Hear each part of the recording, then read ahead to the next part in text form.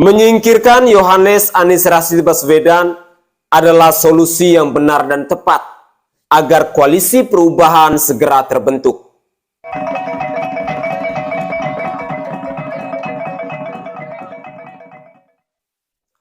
Assalamualaikum warahmatullahi wabarakatuh.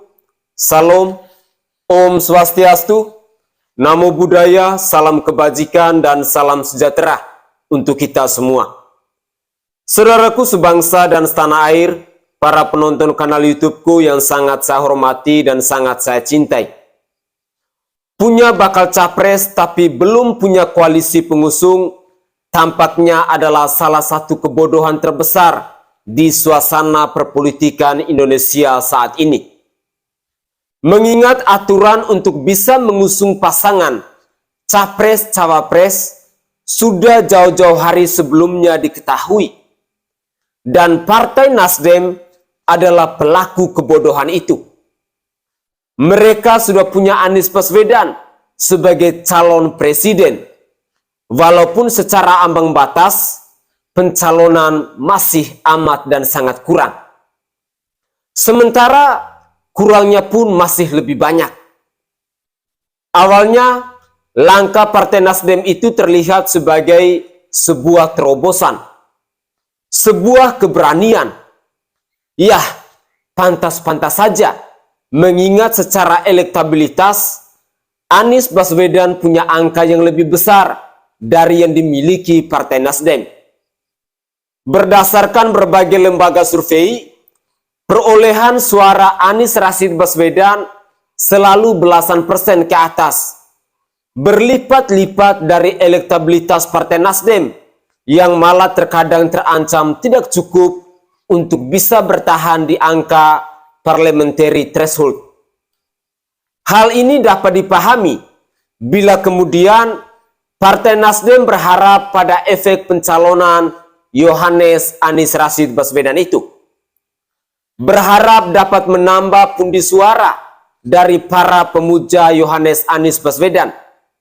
Walaupun pada kenyataannya harapan itu nampaknya malah zong besar. Justru yang ada malah efek buruknya. Elektabilitas Nasdem tidak tertolong. Yang untung malah Anies Rashid Baswedan sendiri dan dua partai politik yang santer dikabarkan akan bekerja sama dengannya, yaitu Partai Demokrat dan Partai Keadilan Sejahtera atau PKS.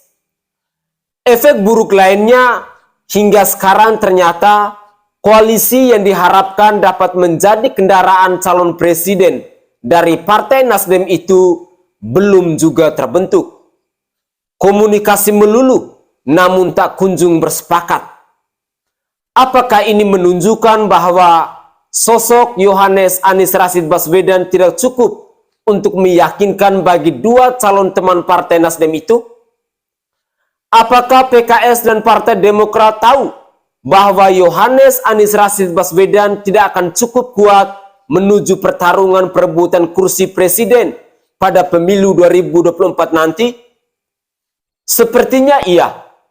Yang terlihat ketika PKS dan Partai Demokrat belum juga bersepakat, sepertinya hanyalah soal perebutan pengisi calon wakil presiden untuk mendampingi Yohanes Anies Rashid Baswedan.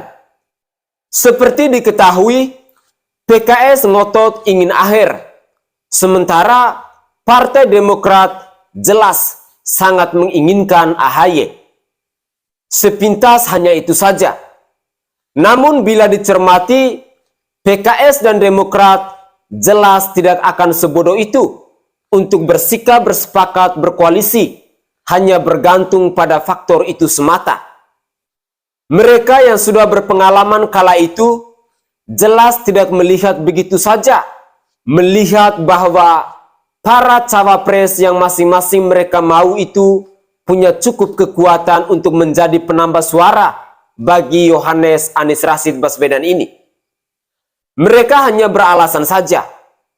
Menyingkirkan Yohanes Anies Rashid Baswedan kemudian bisa menjadi jalan keluar agar koalisi segera terbentuk, itu adalah pilihan yang tepat. Tanpa Anies Baswedan, yang sudah menyegel satu tempat dari salah satu partai politik saja, komunikasi akan lebih mudah dan sedari awal lagi. Mulai dari nol. Toh lebih kurang 3 bulan, Yohanes Anies Rashid Baswedan menyandang status calon presiden dari Partai Nasdem, serta sudah keliling sana-sini, juga tidak membuat elektabilitasnya mendominasi. Bahkan ketika harus melawan para calon presiden tidak resmi dan yang tidak atau belum ngapain-ngapain, semacam Prabowo Subianto dan Ganjar Pranowo. Begitulah kira-kira. Mari saya mengajak kita semua untuk selalu berpikir jernih dan kritis untuk menentukan figur pemimpin yang tepat di tahun 2024 nanti. Saya Sainai dari Provinsi Nusa Tenggara Timur, saatnya rakyat jelata yang bersuara.